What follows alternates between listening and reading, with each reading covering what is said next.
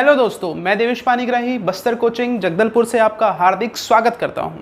तो दोस्तों, जैसे कि हमने पिछले वीडियो में पढ़ा था विचलन और अपवर्तनांक के बारे में, किसका विचलन और किसका अपवर्तनांक, प्रिज्म का अपवर्तनांक, उससे संबंधित फॉर्मूला और उस पर आधारित कुछ प्रश्न। और क्या पढ़ा था? प्रिज्म पर आधारित विचलन का फॉर्मूला तथा उस पर आधारित कुछ प्रश्न। ठीक है दोस्तों, आज हम उसी अपवर्तनांक और विचलन पर आधारित उसके आगे के प्रश्न करेंगे, जो कि आपके लिए बहुत ही ज़्यादा इंपॉर्टेंट है और आपके एग्जाम में वह आया हुआ है या फिर उसके आने की बहुत ज़्यादा संभावनाएं हैं।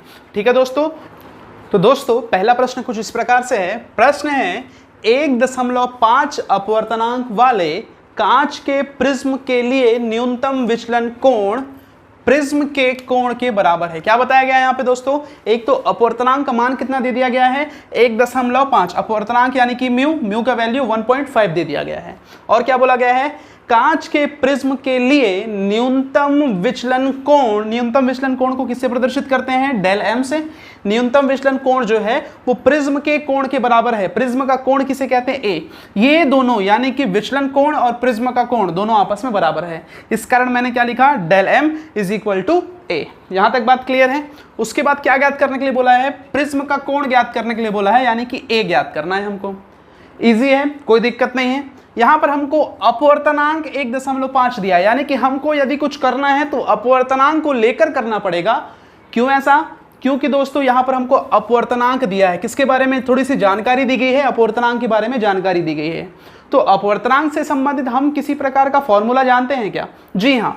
तो अपवर्तनांक से संबंधित फॉर्मूला क्या होता है? अपवर्तनांक यानी कि mu is equal to formula होता है sine del M plus A बटा 2, सबके बटे में साइन ए बटा 2। ये हमको पता है, ये फॉर्मूला हम पिछले वीडियो में देख चुके हैं।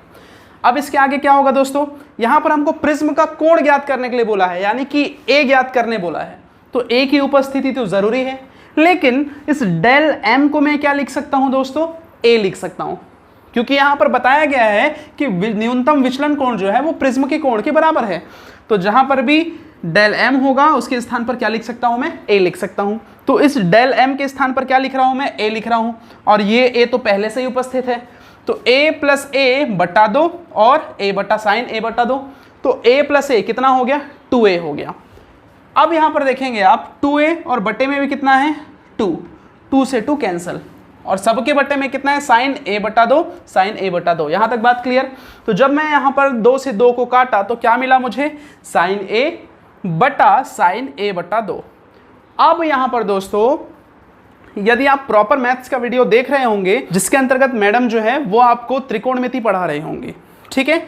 हम त्रिकोणमिति में एक फॉर्मूला पढ़ते हैं दोस्तों, जो कि साइन से संबंधित है। चलिए मैं वो फॉर्मूला थोड़ा सा एक्सप्लेन कर रहा हूं, क्योंकि इसके आगे का जो प्रोसेस है वो बिना फॉर्मूले के नहीं हो पाएगा, ठीक है। तो चलिए आगे देखते हैं किस प्रकार से फॉर्मूला हमको पुट करना है, वो देखेंगे।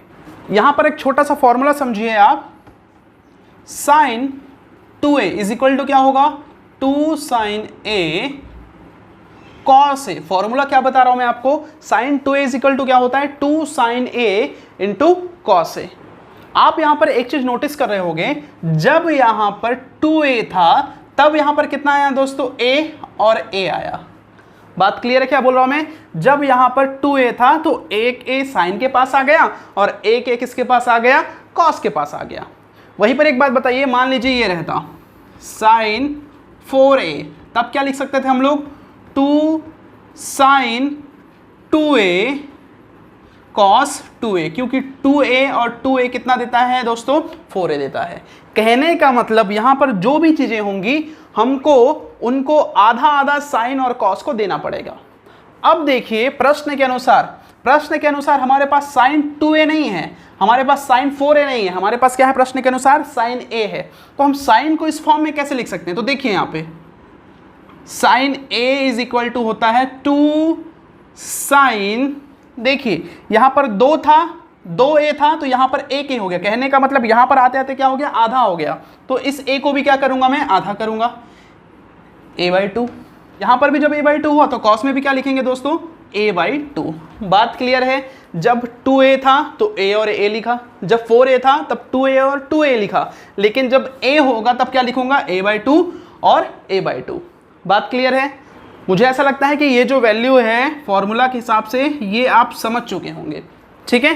तो चलिए इसको पुट करते हैं। यहाँ पर पुट करने से कितना मिलेगा देखते हैं। साइन ए को क्या लिख सकता हूँ मैं, 2 साइन a/2 कॉस a/2, और सबके बट्टे में कितना है दोस्तों, साइन a/2, साइन a/2। इस साइन a/2 से ये साइन a/2 कैंसिल हो गया, तो हमारे पास क्या बचा है दोस्तों, ये साइन a/2 कैंसिल हो गया, तो यहाँ का 2 और यहाँ पर क्या बचा है, कॉस a/2। ठीक है, यहाँ तक बात क्लियर है। जल्दी से वीडियो को पॉज कीजिए और इसे नोट कर लीजिए, क्योंकि मैं बहुत ही जल्दी से मिटाने वाला हूँ। 1 2 3 4 5। तो दोस्तों हमने अभी वैल्यू निकाला mu is equal to 2 cos a/2। ठीक है, म्यू का वैल्यू हमको प्रश्न में दिया हुआ है, कितना दिया हुआ है, 1.5 2 कॉस a/2। ठीक है, 2 यहाँ पर गुणा हो रहा है, इधर जाके भाग होगा, तो जब मैं 1.5 में से 2 को भाग दूंगा तो कितना आता है दोस्तों, 0.75। आप इसे भाग देकर देख सकते हैं, 0.75 आएगा। यहाँ पर कितना आया, कॉस a/2। ठीक है, बात क्लियर है। अब यहाँ पर देखिए, मैं आपको एक चीज प्रश्न में बताना भूल गया था। क्या बताना भूल गया था, इस 0.75 का वैल्यू। तो 0.75 का वैल्यू कॉस में कितना होता है दोस्तों, जो कि मैं आपको बताना भूल गया था, कॉस 41 डिग्री 24 मिनट। ये किसका वैल्यू होता है, 0.75 का। तो इस 0.75 के स्थान पर क्या लिख सकता हूं मैं, cos 41 degree 24 minute is equal to, इधर क्या है दोस्तों, कॉस a/2। अब यहां पर देखेंगे कॉस से कॉस कैंसिल, तो क्या बच गया हमारे पास, 41 degree 24 minute is equal to a/2। हमें किसका वैल्यू ज्ञात करना था प्रश्न के अनुसार, प्रिज्म का कोण, यानी कि a का मान ज्ञात करना है। तो यहां पर देखेंगे 2 यहां पर भाग हो रहा है, इधर जाकर गुणा हो जाएगा। तो जब मैं इसका गुणा इससे करता हूं, यानी कि 41 डिग्री 24 मिनट का गुणा 2 से जब किया जाएगा तब हमें a का वैल्यू मिल जाएगा। तो गुणा करेंगे तो आपको a का वैल्यू कितना मिलेगा दोस्तों, यहाँ पर 41 दूनी होता है आपका 82 डिग्री, 24 दूनी होता है 48 मिनट। तो a का वैल्यू कितना मिल गया, प्रिज्म के कोण का मान कितना मिल गया आपको, 82 डिग्री 48 मिनट। आई होप दोस्तों ये प्रश्न आपको समझ आया होगा। तो चलिए हम अपने अगले प्रश्न की ओर बढ़ते हैं, दूसरे प्रश्न की ओर बढ़ते हैं। तो दोस्तों दूसरा प्रश्न कुछ इस प्रकार से है। प्रश्न है, एक समबाहु प्रिज्म के पदार्थ का अपवर्तनांक, क्या बोल रहा है, एक समबाहु त्रिभुज के पदार्थ का अपवर्तनांक √2 है। तो आपको क्या ज्ञात करना है, न्यूनतम विचलन कोण। तो यहां पर एक नया टर्म आया है दोस्तों, समबाहु प्रिज्म। अब समबाहु प्रिज्म मैंने आपको बताया था, प्रिज्म किस प्रकार से होता है, इस प्रकार की आकृति का होता है। बात क्लियर है, 2D में यदि देखा जाए तो प्रिज्म इस प्रकार का होता है, और उस प्रिज्म का कोण A जो होता है हम इसको मानते हैं। यहां तक भी बात क्लियर है। लेकिन यहां पर बोला गया है समबाहु प्रिज्म। समबाहु का मतलब क्या होता है दोस्तों, मैंने आपको बताया कि प्रिज्म जो है वो त्रिभुजाकार का दिखता है। अब यहां पर समबाहु प्रिज्म बोला है, तो प्रिज्म के स्थान पर मैं क्या मान लेता हूं, त्रिभुज मान लेता हूं। कैसा त्रिभुज है, कांच का त्रिभुज है। तो समबाहु त्रिभुज, समबाहु त्रिभुज उसे कहते हैं जिसकी तीनों भुजाएं समान हो।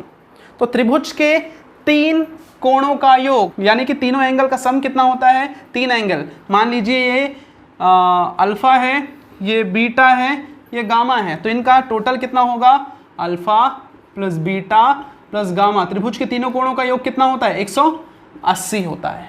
बात क्लियर है। अगर ये अल्फा है तो ये भी अल्फा होगा, अगर ये अल्फा है तो ये भी अल्फा होगा। ये तीनों कोण कैसे हैं, बराबर है। तो क्या बोला गया है, तीनों कोण कैसे हैं, बराबर है, समबाहु है। तो तीनों कोण कैसे आ गए, अल्फा, बीटा के स्थान पे क्या आ गया, अल्फा, यहां पर भी अल्फा, क्योंकि समबाहु है, तीनों कोण आपस में बराबर होंगे। इनका योग कितना है, 180। Alpha plus alpha plus alpha कितना हो गया दोस्तों, 3 अल्फा बराबर 180। तो अल्फा इज इक्वल टू 3, यहां पर गुणा हो रहा है, उधर जाके क्या होगा, भाग होगा, 180/3।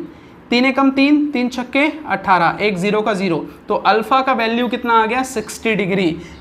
तो ये एंगल कितना है दोस्तों, 60 डिग्री है। ये भी कितना है, 60 डिग्री है। ये भी कितना है, 60 डिग्री है। और इस कोण को हम लोग पहले से किस नाम से जानते हैं, प्रिज्म के कोण के नाम से जानते हैं। ठीक है दोस्तों, तो ये जो एंगल है उसका वैल्यू कितना आ गया, 60 डिग्री आ गया। तो यहां पर क्या क्या हमने सीखा? हमने ये सीखा कि यदि समबाहु प्रिज्म हो तब वहां पर प्रिज्म के कोण का मान कितना होता है? 60 डिग्री होता है। और क्या दिया है प्रश्न में दोस्तों? हमको दिया है म्यू इज इक्वल टू √2। अपवर्तनांक कितना दिया गया है दोस्तों? √2 दिया गया है ना। तो हमको दो चीजें दी गई हैं, एक तो a दिया गया है और दूसरा म्यू दिया गया है। तो क्या हम इन दोनों का उपयोग करके न्यूनतम विचलन कोण नहीं ज्ञात कर सकते? हम बिल्कुल ज्ञात कर सकते हैं। तो चलिए ज्ञात करते हैं दोस्तों। तो यहां से आगे देखते हैं दोस्तों। हमें म्यू का फॉर्मूला पता है, अपवर्तनांक का फॉर्मूला पता है। Mu is equal to sine del m plus a/2 बटा साइन a/2 या फिर a/2। अब देखते हैं म्यू का वैल्यू हमको पहले दिया गया प्रश्न में कितना? √2। अब यहां पर a का वैल्यू हमने निकाल लिया कितना? 60। तो 60 का 60 बटे में 2 का 2 साइन a का वैल्यू 60 बटा 2, यानी कि a का वैल्यू कितना दिया था? 60 दिया था, तो 60 रख दिया हमने। अब यहां पर देखिए, अब यहां पर क्या होगा? अगर मैं इसको कैंसिल करूंगा, 2 एकम 2, 2 तिया 6, 0 का 0, कितना आ गया? साइन 30। कितना आ गया दोस्तों? साइन 30। और साइन 30 का वैल्यू कितना होता है दोस्तों? 1/2। कितना होता है यहां पर? 1/2 होता है, 1/2 होता है। ठीक है। अब यहां पर देखते हैं, बटे में 1/2 है। बटे में कितना है? 1/2। जो बटे में 1/2 है वो बराबर के साइड जाके √2 के साथ क्या हो जाएगा दोस्तों? गुणा हो जाएगा। गुणा हो जाएगा, गुणा होकर क्या देगा? √2/2। यहां पर वही आया है। जब ये 1/2 इधर जाएगा तो क्या मिलेगा हमको? √2/2, जो कि यहां पर लिख दिया मैंने। और बराबर में क्या है दोस्तों? हमारे पास क्या बच गया? Sine del m plus 60/2। सभी क्लियर है चीजें? अब यहां पर देखिए, हम इसको थोड़ा सा सिंप्लीफाई करते हैं। सिंप्लीफाई किस प्रकार से करते हैं? याद रखना, कभी भी रूट को कैंसिल करना है। देखो हमारा लक्ष्य क्या होना चाहिए यहां पर दोस्तों? यहां पर जो √2/2 लिखा है दोस्तों, इसको थोड़ा सा और सिंप्लीफाई करते हैं। सिंप्लीफाई करने के लिए क्या करना है देखते हैं। ये जो √2 है उसी का गुणा करते हैं हम अंश और हर में। तो अंश और हर में √2 और √2 को गुणा और भाग करने पर, देखो अगर यहाँ पर मैं √2 और √2 को गुणा कर रहा हूं तो कोई दिक्कत नहीं है, क्योंकि ये तो आपस में कैंसिल हो जाएंगे, ऊपर और नीचे सेम चीज है। तो लेकिन यदि ये √2 और ये √2 आपस में गुणा होते हैं, √2 और √2 कितना देता है दोस्तों? 2 देता है। यहां पर देखिए आप, यदि √a गुणा √a है तब क्या हो जाता है दोस्तों? रूट कैंसिल हो जाता है और क्या देता है? सिर्फ a देता है। वहीं पर यदि √2 इंटू √2 है तो क्या देगा? रूट कैंसिल हो जाएगा और सिर्फ क्या देगा? 2 देगा। तो यहां पर √2 गुणा √2 कितना देगा दोस्तों? 2 देगा। और यहां पर 2√2 देगा। ऐसा क्यों हो रहा है? हम इसको ऊपर वाले जैसा क्यों नहीं कर सकते? क्योंकि यहां पर दोनों 2 के ऊपर 2 रूट थे, लेकिन यहां पर सिर्फ नीचे में सिर्फ एक ही 2 के ऊपर रूट है। तो एक √2 और एक 2। बात क्लियर है? क्या हो गया? 2/2 √2। इस 2 से इस 2 को कैंसिल कर सकता हूं मैं। ठीक है। जब मैं इसको कैंसिल किया तो क्या आ गया हमारे पास दोस्तों? 1/√2 आ गया। क्या आ गया? 1/√2। और 1/√2 साइन में किसका वैल्यू होता है? साइन 45 का। साइन 45 का वैल्यू कितना होता है? 1/√2। बात क्लियर है? अब हमारा राइट हैंड साइड में क्या है दोस्तों? वही चलता आ रहा है, साइन डेल m प्लस 60/2। यहां पर वही चीज है, कुछ अलग नहीं हो रहा है यहां पर। अब देखिए, साइन 45 और यहां पर साइन डेल m प्लस 60/2। यहां साइन से साइन कैंसिल, साइन से साइन कैंसिल हो गया। ठीक है। क्या बच गया? 45 is equal to del m plus 60/2। अब यहां पर देखेंगे, 2 जो है वो भाग हो रहा है, इधर जाके क्या होगा दोस्तों? गुणा होगा। तो 45 गुणा 2 कितना हो गया? 90। क्या बच गया इधर? Del m plus 60। अब यहां पर देखेंगे, हमको किसका वैल्यू ज्ञात करना था दोस्तों? न्यूनतम विचलन कोण, यानी कि डेल m का वैल्यू ज्ञात करना था। अब यहां पर देखेंगे, जो 60 है वो डेल m के साथ प्लस में है, तो ये 60 बराबर की उस साइड जाके क्या हो जाएगा? माइनस हो जाएगा। जब आप 90 में 60 को माइनस करते हैं तब हमें डेल m का वैल्यू कितना मिलता है दोस्तों? 30 मिलता है। तो मुझे ऐसा लगता है कि मैंने जो भी प्रोसेस आपको बताया वो पूर्ण रूप से समझ में आ गया होगा। ठीक है दोस्तों, बहुत ही महत्वपूर्ण तथ्य मैं आपको बता रहा हूं जो आपके एग्जाम के लिए बहुत बहुत बहुत ज्यादा इंपॉर्टेंट है दोस्तों। तो यहां पर मैं आपको बताऊंगा कि हमने जो रंग पढ़े थे, जब वर्ण विक्षेपण पढ़ रहे थे, जब एक श्वेत प्रकाश किसी प्रिज्म में से होकर गुजरता है तब वह अपने 7 अवयवी रंगों में विभाजित हो जाता है। यह मैंने आपको पिछले वीडियो में बताया था।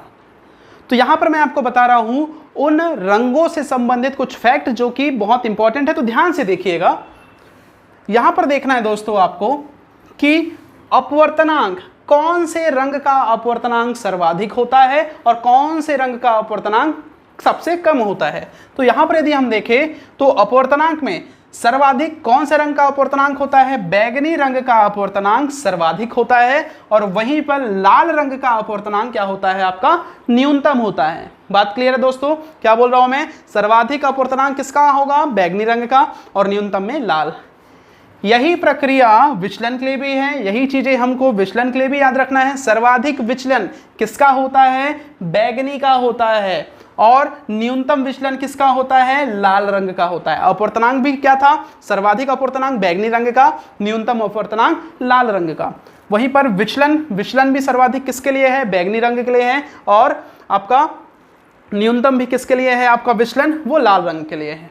अब वहीं पर बात कर रहे हैं तरंग दैर्ध्य। तरंग दैर्ध्य सर्वाधिक होता है लाल रंग का। यहां पर बाजी पलट गई है। जो हमने पढ़ा था कि अपवर्तनांक और विचलन में सर्वाधिक जो है वो बैगनी रंग है, अपवर्तनांक और विचलन के लिए सर्वाधिक क्या है, बैगनी रंग है, और न्यूनतम क्या है, लाल रंग। लेकिन तरंग दैर्ध्य में वैसा नहीं है। तरंग दैर्ध्य में सर्वाधिक कौन सा कलर होता है, लाल रंग का होता है। सर्वाधिक तरंग दैर्ध्य किस में पाया जाता है, लाल रंग में पाया जाता है, और न्यूनतम किस में पाया जाता है, बैगनी रंग में। ये बहुत ही इंपॉर्टेंट फैक्ट है दोस्तों, आप इसे रट लीजिएगा, ये एज इट इज आपके एग्जाम में पूछा जाएगा। ठीक है, तो मुझे ऐसा लगता है कि आज मैंने इस वीडियो में जितनी भी चीज़ें आपको पढ़ाई हैं वो पूर्ण रूप से आपको समझ में आ गई होगी। और आपको किसी भी प्रकार का कोई डाउट है तो आप प्लीज़ कमेंट सेक्शन में मुझसे पूछ सकते हैं, उसमें कोई दिक्कत वाली बात नहीं है। और प्लीज़ वीडियो को लाइक कीजिए, ज़्यादा से ज़्यादा शेयर कीजिए, और चैनल को ज़रूर ज़रूर ज़रूर सब्सक्राइब कीजिए दोस्तों। इसके साथ ही बहुत बहुत धन्यवाद।